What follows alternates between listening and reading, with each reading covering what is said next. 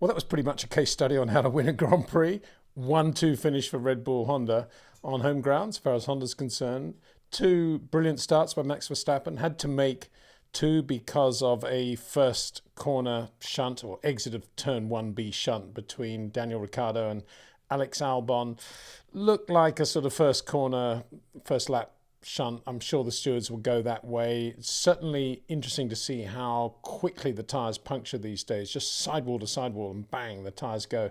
Daniel Ricciardo and Albon both ending up in the wall, red flag, and then a restart. Not a comfortable moment for any racing driver, let alone the guy on the pole who's made the perfect start, having to do it all again. But Max did that. I suppose if you're on the pole at Suzuka, it's always nice having that sort of downhill run feel to it, isn't it? Even if you make a slightly dodgy start, you're still going to get half reasonably into turn 1A, and that's what happened. Max actually made very good starts on both occasions and seized the lead into 1A, 1B ahead of Sergio Perez on both starts. So just fabulous work by Red Bull. Max led basically from start to finish, starting on medium tyres, stopping again for mediums, and then hards right at the end. That was the right strategy, obviously, in terms of being in an RB20 Red Bull and being at the front of the race. But behind, there are lots of different strategies, as we predicted yesterday. But let's not detract from, in any way, Max's win. He also set fastest lap towards the end, just gave him a little bit of overtake when he needed it.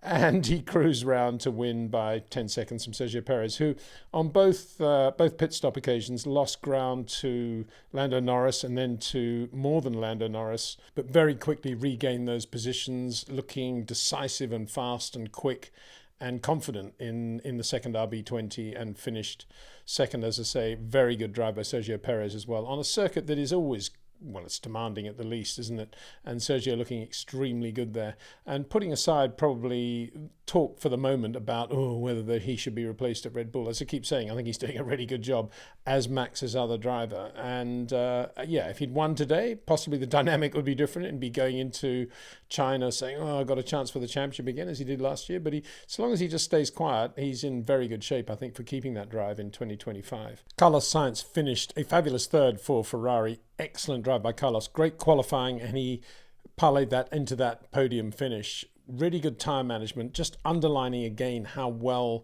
Ferrari have done over the winter to give both their drivers a car that is much more manageable, much more drivable, more chuckable, if you like. They can predict what it's going to do, and they can tailor their driving to the degradation that's going on around them. And not only in the context of the longevity of their stints, and Carlos did a really long stint on a used set of mediums, but also McLaren finding the medium tyre quite difficult and getting off it quite quickly. Shouldn't really relate anything to Red Bull here because they're in a world of their own. But if we compare Ferrari with McLaren, Ferrari did a really good job on that medium and then flew on the hard tyre right at the end with Carlos Sainz as well, a new set of hards. So Ferrari quick on both the medium and the hard. McLaren not so good on the medium, and anyway, Ferrari beating McLaren. We saw that obviously with Carlos finishing third and just breezing past drivers like Lando Norris and Charles Leclerc in the closing laps on that new set of hards. But also with Charles Leclerc, who did an outstanding job as well for Ferrari today and brought his car home in fourth place after a very, for him, disappointing qualifying session. They still don't know at Ferrari what the problem was. The balance went away just when Charles needed it in Q3, and he never got that lap in. He was down about that. Obviously, the team were as well, and all they could do was just look forward to the race and come up with something different. And it just shows, I think, the state of mind of Charles now and the confidence he has in the people behind him too, and telling him that he can do it and getting the best from him, if that's the right phrase. That on lap 16, it was Charles who proactively said to Ferrari, I'm going to try and run this stint as long as I can, try and do a one-stopper. And that's exactly what he did. Brilliant job he did on that medium tyre, new set of mediums, 25 laps. Red Bull did 18, Carlos did 21, Charles went to 25 on that medium tyre. And I say, all that's doing is showing how good that Ferrari is now. The interesting point is that when Charles came out of his pit stop on the new set of hard tyres now, with 27 laps to go, and obviously he was going to run these tyres to the end of the race, Lando Norris had exactly the same set of new tyres with exactly the same length of the race to go, and he's only 1.3 seconds behind Charles. So here was a head-on, eyeball-to-eyeball race between Ferrari, Charles Leclerc, and Lando Norris in the McLaren Mercedes. fascinating to see how they compared. Very similar in top speed. And as it turned out, Charles just pulled away a tenth here, a tenth there, and beat Lando Norris into fourth place. So that also was an impressive result, not only for Charles, but for the Ferrari versus McLaren Mercedes battle. I suppose McLaren would say, well, we always feel that Ferrari's got a bit of an edge on it now. But don't forget, McLaren qualified P3 with Lando Norris. So very close between the two if you take qualifying and the race into account. But in terms of the race, and when it really mattered, the Ferrari, the dominant car. Dominant, is that the right word? The superior car to the McLaren Mercedes. We saw that very clearly at Suzuka today. And a very good drive by Lando Norris, not detracting from him in any way. Really good use of the undercut, getting onto the hard tyre pretty quickly and then having to come in for a second set of hards. Did a really good job. Got the maximum from the car. I'm sure that's no doubt about that. But P5 for Lando Norris, having started P3, will be a little bit disappointing for him, for sure. Oscar Piastri in the other car, very good job. Fell away with the traffic and stuff as you usually do. And towards the end of the race, both he and Fernando Alonso in the Aston Martin were on the same hard compound tyres as well, with George Russell catching them very quickly. We'll get onto Mercedes in a bit as well, but George is now on a younger set of medium tyres, so he's not only got an advantage in terms of the tyre life, but also in terms of the compound, he's on the medium tyre. And George just beat Oscar Piastri, made heavy weather of it, tried to go inside him at the chicane, sort of Senna-Prost style, really. When, yes, there was a gap. Oscar left a gap. There's no doubt about that. But George went inside him at the chicane, almost for sure Oscar was going to just use all the road, and there wasn't going to be room for these two ginormous Formula One cars going through the chicane. A really odd decision, I think, by George. It was a reflex thing, probably. But there was a DRS immediately after that. So why did he do that? He could have got a run on Oscar there. He could have got DRS down there. And he might then have had a chance of beating Fernando Alonso in the Aston Martin. As it was, of course, with Oscar going off into the runoff area and rejoining and George having to give the position back, he lost ground, he lost time. Yes, he repassed Oscar. He did eventually get Oscar with DRS, as he should have 2 laps later. But by then, Fernando was gone and he couldn't beat Fernando. So a little bit of a messy end of the race for George Russell there. But we'll talk about Mercedes now, because they finished more or less where they started, which was a desultory 8th and 9th. Very unimpressive day for Mercedes. Yeah, they did something imaginative. After the first lap shunt between Daniel Ricciardo and Alex Albon, the race was red flagged, and they alone decided to restart the race with different tyres. They started on mediums like everybody else. Alonso on softs, I got to say. An aggressive choice by Fernando and Aston Martin. Didn't really pay off for him in any way. He didn't seem that quick on the soft. They went off very quickly, and he ended up basically running the same strategy as McLaren once he got rid of them. So it didn't really change much for Fernando. But anyway, that's another story. The two Mercedes went to hard tyres, and the idea obviously was to run really long stint and try to gain track position when the others came into the pits, and it didn't really work out either. They weren't really good. I mean, Lewis was leading George by dint of his better qualifying result, but quite early in the race, shortly after George had said, "I've got terrible tyre vibration, I can feel it through the steering, there's something weird going on," about a lap later, Lewis is there saying, "Oh, shall I let George pass?" And he did. I just can't believe he just slowed and let George pass going into the chicane. And that was because Lewis had picked up a bit of damage at the restart and got a lot of understeer. But it turns out so did George have a lot of understeer at that point. And you've got to wonder how much damage effect there was anyway, because when Lewis eventually got onto a set of hards at the end of the race, lighter fuel, and everybody was quite quick on that hard tyre, he was quite good. He was quite quick, and he was able to catch George when he was fighting with Oscar Piastri reasonably efficiently. But it was a very odd thing for Lewis, out of character thing for Lewis to do at that stage of the race, given how reluctant he's always been in the past to give in to team orders and to let George pass, and especially with Nico as well, obviously. So it was just a very, very acquiescent Lewis Hamilton we saw in the early stages of the race, which was a bit uncomfortable to see. Various stages of the race, Lewis was complaining about how he'd lost so much time, which suggested he still had the fire burning inside.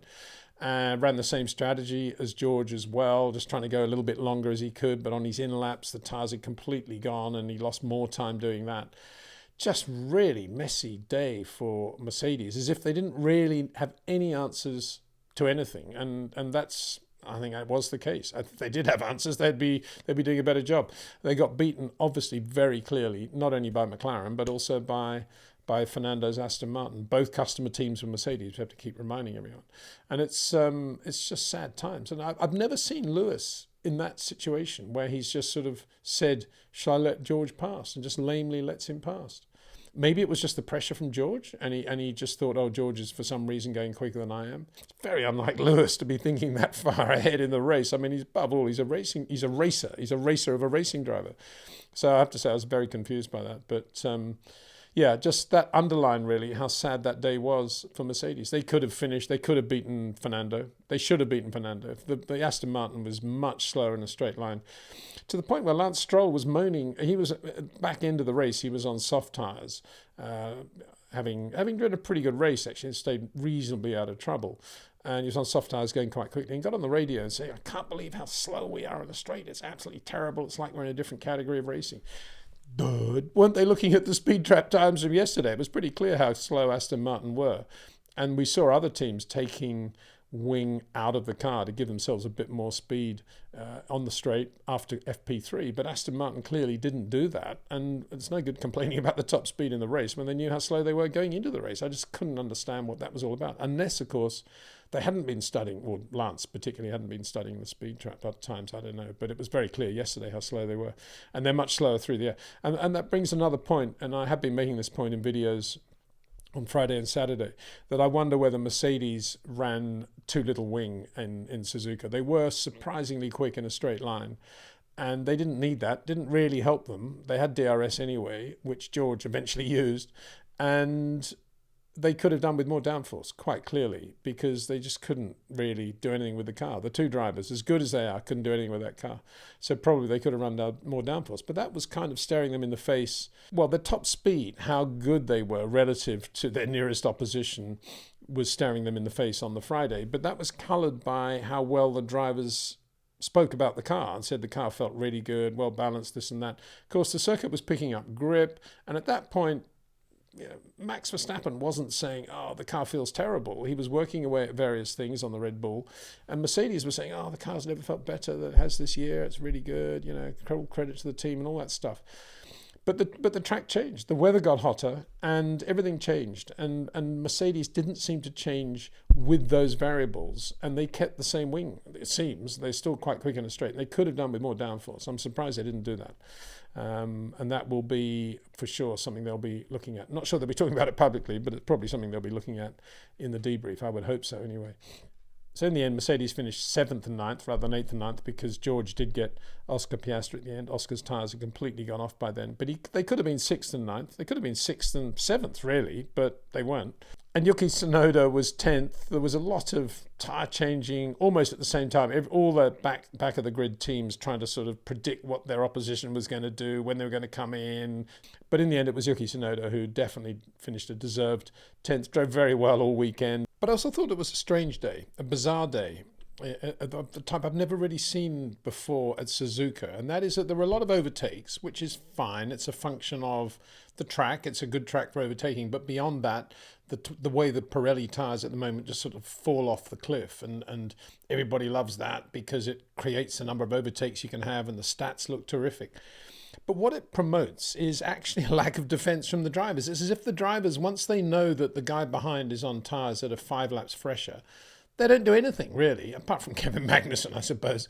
But if you take, for example, Lando Norris, who around lap 18 was on a fresh set of hard tyres. He'd already gone from medium to another set of mediums, didn't like them, and got quite quickly onto the hards. Was having to go through the traffic and fight with the Mercedes, would you believe, right down in the midfield.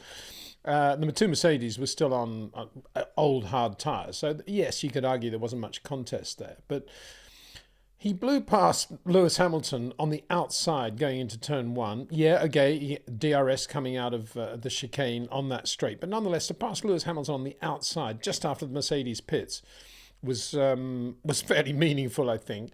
And then a few laps later, did the same to George on the inside going into 1A. And there wasn't even the thought of closing the door there from George. It was just like, oh, well, yeah, see you in the mirrors, he's gone. But then Lando did the same thing with Sergio Perez. When Perez was on fresh tyres, catching Lando very quickly after his second pit stop, they went into the chicane and basically Lando just moved over for him. And that's kind of odd. I can't remember the last time I've seen that in race. I mean, we're talking about at that point, that was for, well, effectively second place. And you'd think that they'd be using a bit more road. I wouldn't use the word blocking maybe, but why not defend the inside line or at least make it a bit difficult? The guy that was out there on the edge, I thought, was Yuki Tsunoda. Two great passes at the top of the S's on the outside there. Well, you know, you can't blame that on, you can't credit that to DRS or anything like that. That was just Yuki right out there. Yeah, his tyres were fresh at that point and he had the grip advantage, but you still got to be, you know, you still got to be trying hard to do something on the outside at the top of the hill. And that was full marks to Yuki Tsunoda for that. It was the best bit of passing I saw all day. But I suppose, you know, Lando's pass on the outside of Lewis will be the one that'll get replayed quite a lot, and that'll be the one that'll hurt Mercedes a lot, because that's one of the three Mercedes customer teams, and it's blowing past the 7 times world champion in his Mercedes on the outside going into 1A. I mean, that will hurt definitely. So that was the Japanese Grand Prix. I wish I could say a little bit more about Max Verstappen's drive, other than I've been talking about his driving quite a lot over the last 2 videos, Friday, Saturday, how good he is in Sector 1, which is primarily up through the S's, and how well he positions the car, and the way he makes the car appear as if it's almost floating around the lap of Suzuka. I used the word yesterday. He's gentle with the car, and that was the hallmark of his drive today. Even when he's putting in fastest lap, it was difficult to tell that he was on the absolute limit. Just looked fabulous. So we shouldn't, you know, it's easy to come away with a lot of the other stuff that's going on, I suppose, with the minor placings. Full credit to Ferrari, full credit to both drivers. Great job, but excellent work. Excellent. Is there a better superlative than that? I don't know. Possibly there is, but for Red Bull, just superb today. Max Verstappen and Sergio Perez, congratulations to everybody. And of course to Adrian Newey and his design team at Milton Keynes. That was Japan. Now going back to China. Should be interesting. Like that Chinese circuit, Hermann-Tilke circuit. Very interesting turn 1. And great corner. I think it's turn 6, 7, something like that. Maybe 8. It's a very, very fast left-hander in the first phase of the lap. Long back straight. So lots of room for compromise and downforce and wing settings. Equally, very good circuit in terms of layout, and demanding quite a lot from the drivers. So looking forward to that in 2 weeks' time. In the meantime, looking forward to doing some more live streams and interacting with you, the viewer. Thanks for watching. Thanks to Pitbox.io and thanks to Jetcraft for their support of this channel. See you soon.